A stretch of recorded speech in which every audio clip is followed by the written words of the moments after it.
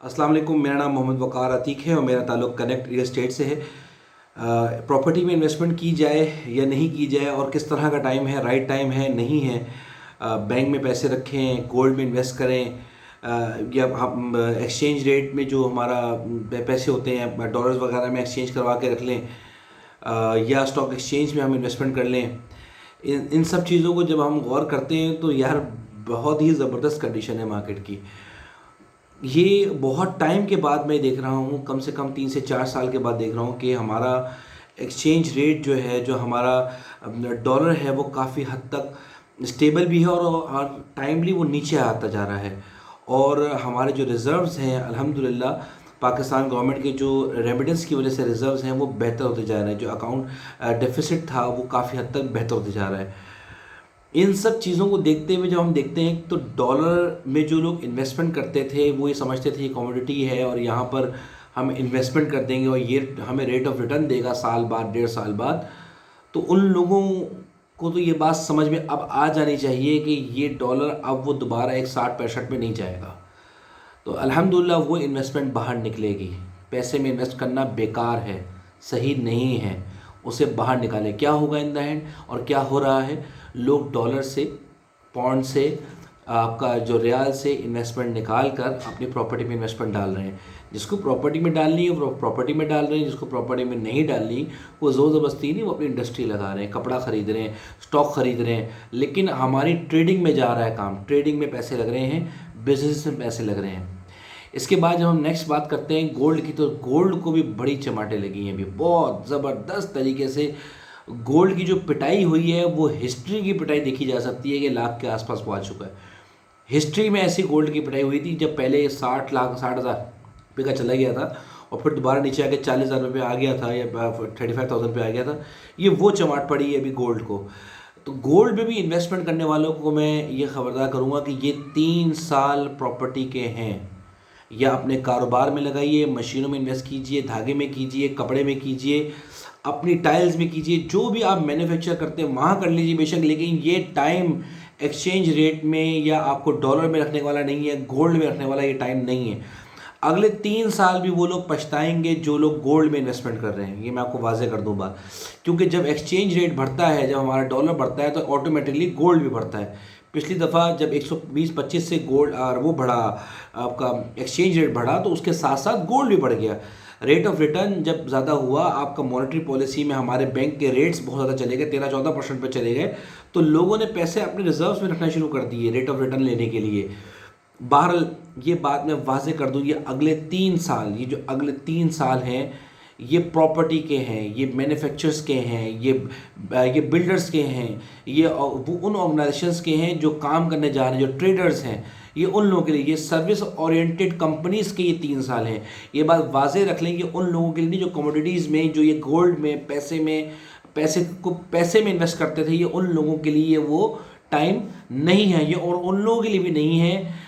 और अब मैं उनसे बात करूंगा जो मॉनेटरी पॉलिसी के बारे में बात करूंगा। 7% पे अभी एक जगह पे एक्सटेंड हो चुकी है। और अगर हम बात भी करते हैं कि बाद में मॉनेटरी पॉलिसी अगले महीने चेंज भी होती है तो वो बहुत नॉमिनल होगी, 7 की जगह 8 हो जाएगी, 9 हो जाएगी, मैक्सिमम अगर चली भी जाती है साल भर तक 10% तक चली जाएगी। अगर हम कोई कंस्ट्रक्शन करने जाते हैं तो आज से 10 महीने तक कोई भी बंदा अपने पैसे बैंक में नहीं रखेगा। उसका रीज़न यही है कि अब कोई भी कंस्ट्रक्शन करने जाता है बंदा, नया नाज़ाबाद में म्यांमार में मकान बनाने जाता है, तो वो एक मकान बनाता है, 6-8 महीने 9 महीने मकान बन जाता है और अल्हम्दुलिल्लाह इतनी डिमांड है वहाँ पर कि आपका मकान 3 से 4 महीने बिक भी जाता है। तो कौन पागल होगा कि ये सूदी निज़ाम में जाएगा और ये सब चीज़ें होते हुए भी जब उसको प्रॉफिट टेकिंग ज़्यादा हो रही है। चले इस बात को हटा दें, अल्लाह रहम करे कि सूदी निज़ाम को आप एक लम्हे के लिए साइड में रख दें, नहीं रखना चाहिए, लेकिन फिर भी चले एक लम्हे के लिए।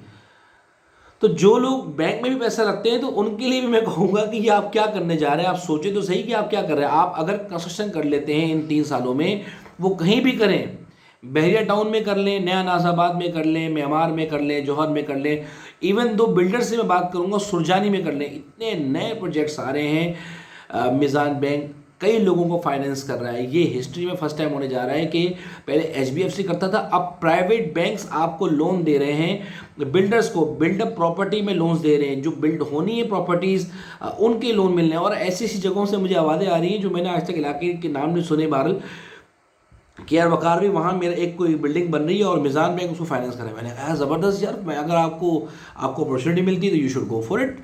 कह रहे यार मैं तो कभी सेविंग्स के बारे में सोच ही नहीं सकता था, फ्लैट के बारे में, लेकिन आज मैं सोच रहा हूँ। बिजनेस एक्टिविटी डेवलप होने जा रही है इन 3 सालों में। बिल्डर्स के लिए बहुत काम है, बेइंतहा काम है। प्रॉपर तरीके से काम करें, वो प्रोजेक्ट लें, वो प्रॉपर्टी लें जिसमें कंप्लीशन हो सके, प्रॉपर तरीके से नक्शा पास हो, कोई रिश्वतों के मामला ना हो, केबीसी से सारी चीज़ें पास हों, वो प्रॉपर्टी बनाइए। सुजानी में बेशक बनाइए, नॉर्थ कराची में बनाइए, बहुत काम है, बेइंतहा काम है। म्यांमार में बनाइए, जौहर में बनाइए, इतना काम है, इतना काम है बिल्डर्स के लिए। मैं जब निकलता हूँ बाहर तो हैरान होता हूँ। ये तो बात है कराची की, अगर आप लाहौर इस्लामाबाद में बात करें तो बेइंतहा वहाँ पर भी काम हो रहा है। रेट 2.5 करोड़ रुपये का वहाँ पे एक कनाल का प्लॉट था, 4.5 करोड़ रुपये का हो चुका है। तकरीबन 200-250 के करीब मकान थे जो रुके हुए थे डीएचए में, सब बिक गए एकदम से। ऐसे मार्केट साफ हुई है, कोई मकान नया वहाँ पे मिलता नहीं है। आप पूछे वहाँ पर लाहौर में काम करने वालों से पूछे, यार प्रॉपर्टी की क्या पोजीशन है, मकानों की क्या पोजीशन है, बिक गए कि नहीं बिके? जो 2 साल 2.5 साल से खड़े हुए थे मकाना थे, या बिक गए सारे? सब बिक गया, सब सब सब। इतनी ज़्यादा एक्टिविटी हो रही है मार्केट में।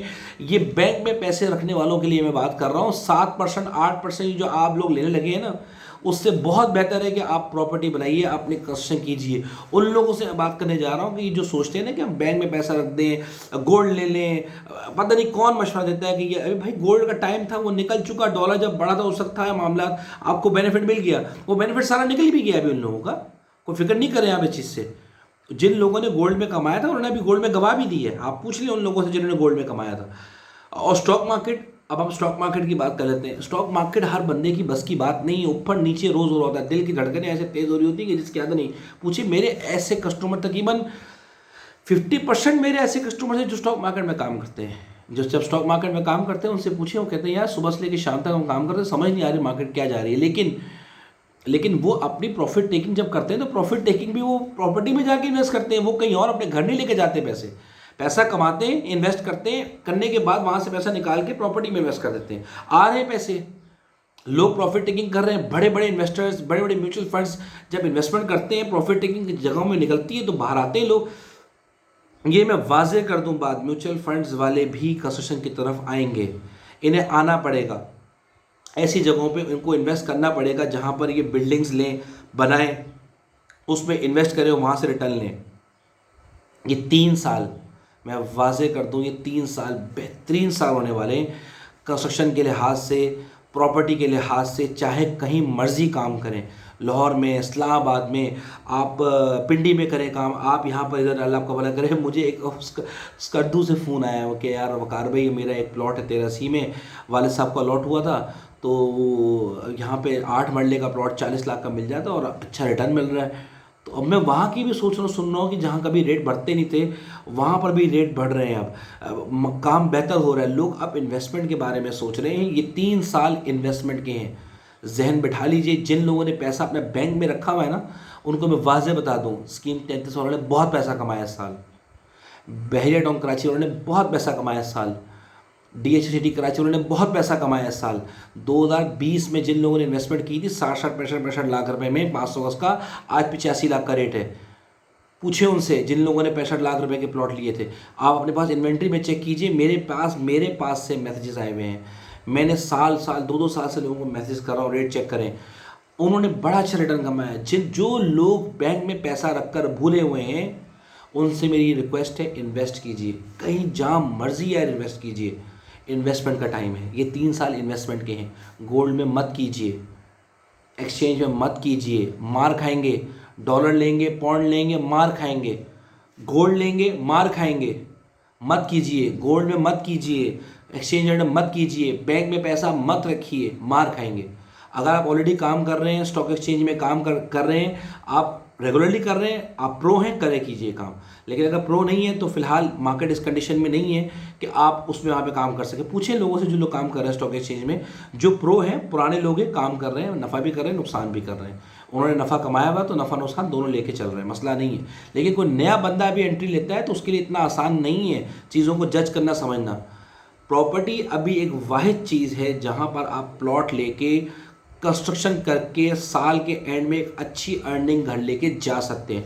नया नाजाबाद में करें, बहुत अच्छी इनकम है। म्यांमार में करें, बहुत अच्छी इनकम है। बहरिया टाउन में करें, बहुत अच्छा रिटर्न मिलेगा आपको साल 1.5 साल में। नहीं दिल मानता बैठूंगा, दिमाग से निकाल दें उसको आप।